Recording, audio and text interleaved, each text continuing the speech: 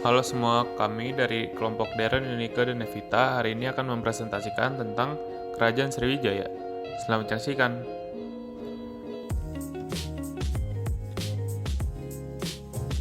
Nah, yang pertama yaitu letak. Kerajaan Sriwijaya terletak di tepian Sungai Musi, Palembang, Sumatera Selatan. Di sini ada petanya, bisa kalian lihat ya.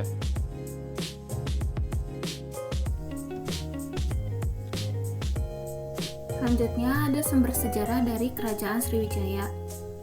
Sumber sejarah yang menyatakan Kerajaan Sriwijaya adalah prasasti Kerajaan Sriwijaya yang menggunakan huruf Pallawa dan menggunakan bahasa Melayu kuno. Yang pertama, ada Prasasti Kedudukan Bukit. Prasasti Kedudukan Bukit ditemukan di tepi Sungai Tatang dekat Palembang. Dalam prasasti ini, isinya menerangkan bahwa seorang bernama Dapuntahyang mengadakan perjalanan suci atau Siddha Yatra dengan menggunakan perahu. Ia berangkat dari Minangkabau dengan membawa tentara 20.000 orang hingga di Upang, kota Palembang. Di sana ia mendirikan vihara. Yang kedua ada Prasasti Talang Tua. Prasasti Talang Tua ditemukan di sebelah barat kota Palembang di daerah Talang Tua. Prasasti ini tertulis 606 Saka 684 Masehi. Prasasti ini tertulis mengenai pembangunan sebuah taman yang disebut Sri Kshetra. Taman tersebut dibuat oleh Dapuntahyang Sri Jayanaga. Lalu yang ketiga ada Prasasti Telaga Batu. Prasasti Telaga Batu ditemukan di Palembang. Prasasti ini tidak tertulis berangka tahun. Isi prasasti Telaga Batu yaitu tentang kutukan-kutukan yang menakutkan bagi mereka yang berbuat kejahatan. Lalu yang keempat ada Prasasti Kota Kapur. Prasasti Kota Kapur ditemukan di Pulau Bangka dengan tertulis tahun 608 Saka atau 656 Masehi. Isi dari Prasasti Kota Kapur yaitu mengenai permintaan kepada para dewa untuk menjaga kerajaan Sriwijaya. Selain itu, juga menghukum setiap orang yang bermaksud jahat.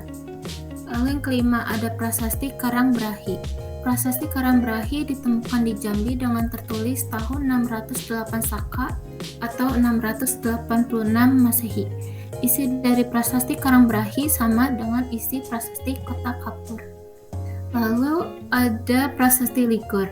Prasasti Ligor berangka tahun 775 Masehi yang ditemukan di Ligor, Semenanjung Melayu.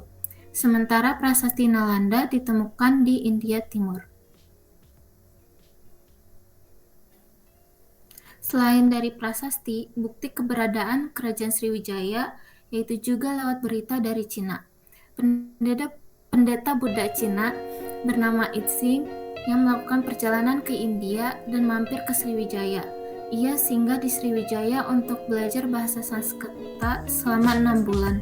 Ia juga mengatakan bahwa Sriwijaya merupakan kota benteng dan dihuni kurang lebih 1.000 orang biksu dan mereka belajar di bawah pimpinan biksu terkenal bernama Sakyakirti.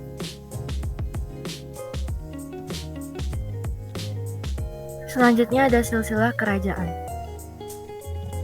Jadi raja pertama yang memerintah Sriwijaya itu adalah Sri Jayanasa. Sri Jayanasa adalah raja pertama yang memimpin Sriwijaya. Ia menjadi raja setelah melakukan perjalanan suci atau Siddhayatra menggunakan perahu.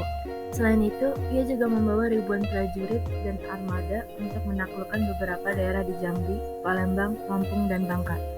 Dan ini selanjutnya ada Raja Indrawarman, Rudra Wikrama, Sang Ramadhanajaya, Dharanindra, Samaragrawira.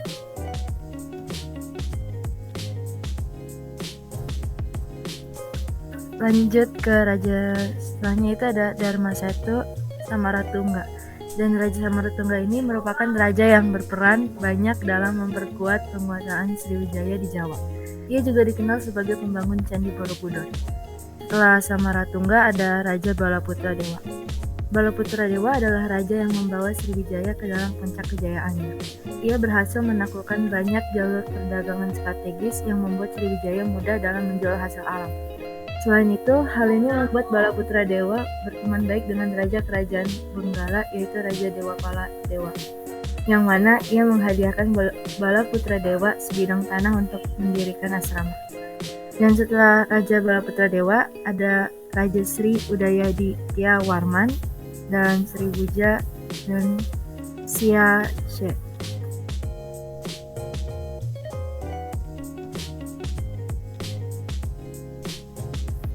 Selanjutnya ada Raja Sri Sudamaniwarman Dewa.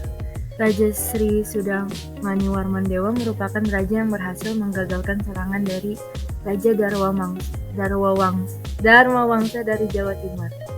Dan selanjutnya ada Raja Suwarnadipa dan Raja Sri Marawijaya Tunggawarman. Dan raja ini tuh merupakan putra dari Sri Sudamaniwarman Dewa. Saat ini ia menjalankan hubungan dengan Raja Raya satu dari Kola Mandala. Ia juga mempertahankan kebesaran Sriwijaya. Dan setelah itu ada Raja Sumatera Bumi dan Raja Sri Sanggrama Wijaya Tunggawarman. Dan ada Raja Sri Dewa.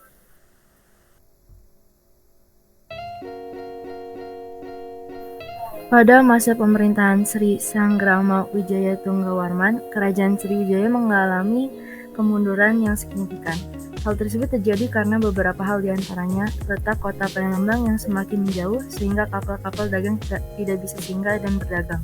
Kedua, Sriwijaya juga mendapat serangan dari raja lain, yaitu Raja Teguh Dharmawangsa, Raja Kola Mandala dan Kerajaan Majapahit. Dan ini ada Raja Dharmawira, Sri Maharaja, dan yang terakhir ada Raja Trailokya Raja Mauli Busana Warmadewa. Nah, selanjutnya yaitu kehidupan ekonomi. Salah satu faktor penyebab Kerajaan Sriwijaya disebut kerajaan maritim adalah karena Kerajaan Sriwijaya menitik beratkan perekonomiannya pada kegiatan perdagangan antar pulau dan antar kawasan. Kerajaan Sriwijaya merupakan kerajaan maritim yang menguasai perdagangan di wilayah perairan Asia Tenggara. Sebagai pusat perdagangan, setiap kapal yang singgah di pelabuhan Sriwijaya diwajibkan untuk membayar pajak ke raja. Dalam kronik Sungsidi diceritakan bahwa rakyat Kerajaan Sriwijaya dibebaskan dari kewajiban membayar pajak kepada negara. Hal tersebut berbeda dengan kapal-kapal asing yang berlabuh di pelabuhan Sriwijaya.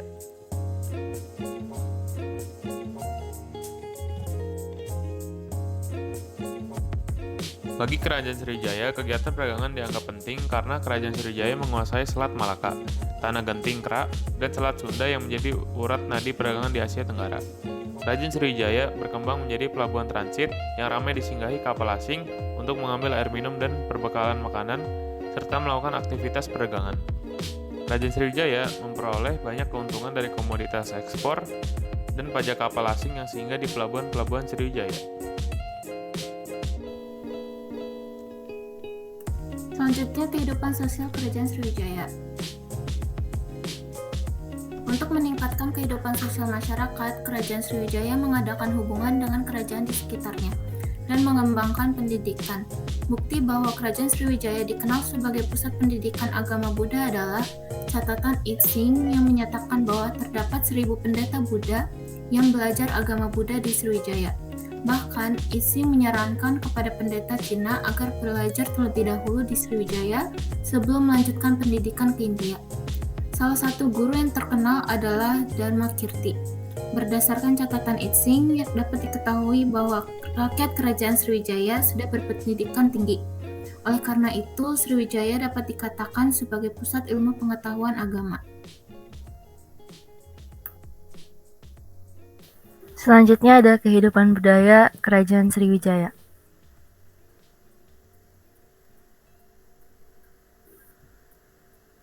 Bukti bahwa Kerajaan Sriwijaya memiliki kebudayaan yang tinggi adalah dari prasasti-prasasti yang ditemukan. Prasasti tersebut tidak lagi menggunakan bahasa Sanskerta, tetapi sudah menggunakan bahasa Melayu kuno.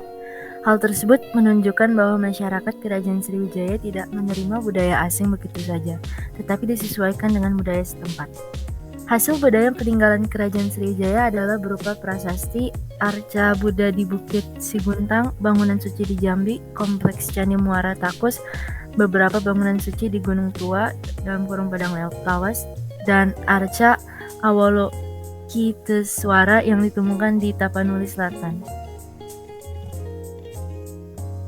Dan ini ada prasasti Kerajaan Sriwijaya.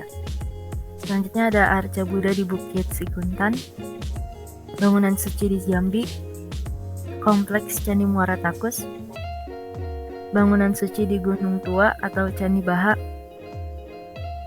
arca Awalokiteswara.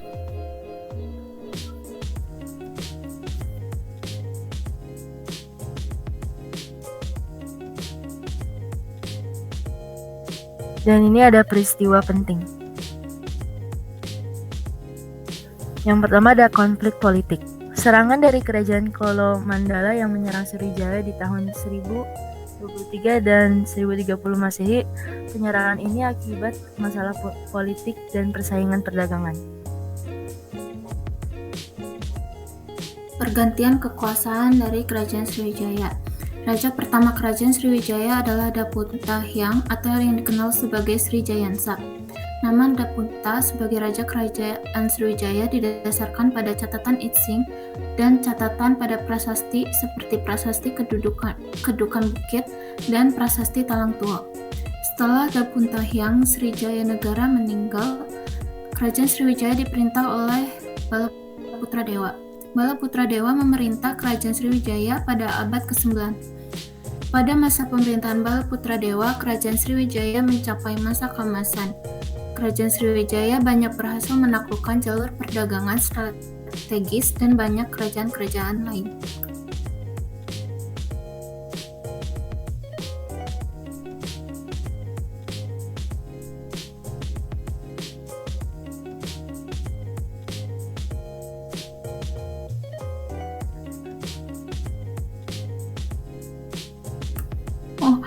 Seiring pergantian kepemimpinan, Kerajaan Sriwijaya mulai banyak mendapat serangan dari kerajaan lain, terutama kerajaan di Pulau Jawa.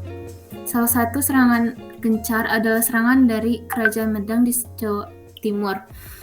Pada masa pemerintahan Sanggarama Wijaya Tunggarawarman, Kerajaan Sriwijaya mengalami kemunduran. Kemunduran tersebut akibat serangan dari Kerajaan Kolamandala India. Dalam serangan tersebut, Raja Sanggrama Wijaya Tunggawarman sempat ditangkap namun dibebaskan kembali. Serangan yang dilakukan Kerajaan Kolamandala melemahkan kedudukan Sriwijaya dan kekuasaannya di Selat Malaka, hingga secara perlahan berhasil menaklukkan daerah-daerah kekuasaan lain Sriwijaya. Selanjutnya yaitu ekspansi. Sriwijaya merupakan kerajaan laut atau bisa disebut maritim yang mengutamakan sumber penghasilan dari perniagaan laut. Penyebab kerajaan Sriwijaya menjadi negara maritim ialah karena daerah Palembang zaman itu kurang baik untuk pertanian. Pertama, Sriwijaya menaklukkan Melayu dan Tarumanegara. Perniagaan akan kurang menguntungkan bagi Sriwijaya bila di samping Sriwijaya terdapat saingan-saingan yang dapat mengurangi arti kerajaan tersebut dalam perniagaan. Saingan-saingan itu ialah Melayu dan kerajaan Tarumanegara. Maka dari itu, pada tahun 688 Masehi, Sriwijaya menaklukkan Melayu dan Tarumanegara. Dari keterangan-keterangan yang terdapat pada prasasti-prasasti, Sriwijaya telah meluaskan kekuasaannya mulai dari daerah Melayu di sekitar Jambi sampai Pulau Bangka dan Lampung Selatan. Kemudian berusaha menaklukkan Pulau Jawa atau bisa disebut Tarumanegara. Dengan menguasai Pulau Bangka, maka Selat Bangka dikuasai oleh Sriwijaya. Setelah perniagaan Tarumanegara dilumpuhkan, Selat Sunda pun dikuasai. Dengan demikian, perairan Indonesia bagian barat telah berhasil dikuasai, tetapi hal itu belum menjamin keuntungan perniagaan laut bagi kerajaan ini. Kapal-kapal asing yang tidak mau diganggu pelayarannya tidak singgah di pelabuhan-pelabuhan Sriwijaya. Mereka berlabuh di pantai barat Tanah Genting, Kera, lalu dengan kafilah, muatannya diangkut ke Teluk Siam melintasi Tanah Genting ini. Kedua, Sriwijaya melakukan Kedah. Kerajaan ini tidak bisa memungut bea dari kapal-kapal yang berlabuh di Tanah Genting Kera karena dapat merugikan Sriwijaya.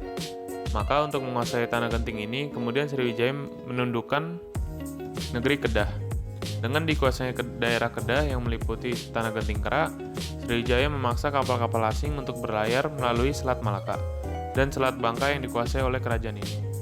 Keuntungan yang diperoleh dari kapal-kapal asing itu berlimpah-limpah.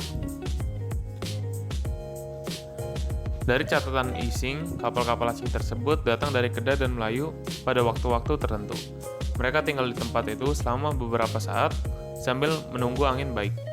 Kemudian, baru melanjutkan perjalanannya ke tempat tujuan masing-masing. Selama tinggal di pelabuhan, kapal-kapal dagang berkesempatan membongkar dan memuat barang-barang dagangannya. Dengan dikuasai Tanah Genting Kera, maka Sriwijaya memegang kekuasaan dalam pelayaran Asia Tenggara. Karena Tanah Genting Kera dan seluruh Selat Malaka merupakan urat nadi perdagangan dan pelayaran antara India dan negara-negara di sebelah timur termasuk Indonesia dan Cina. Sekian presentasi dari kelompok kami, terima kasih.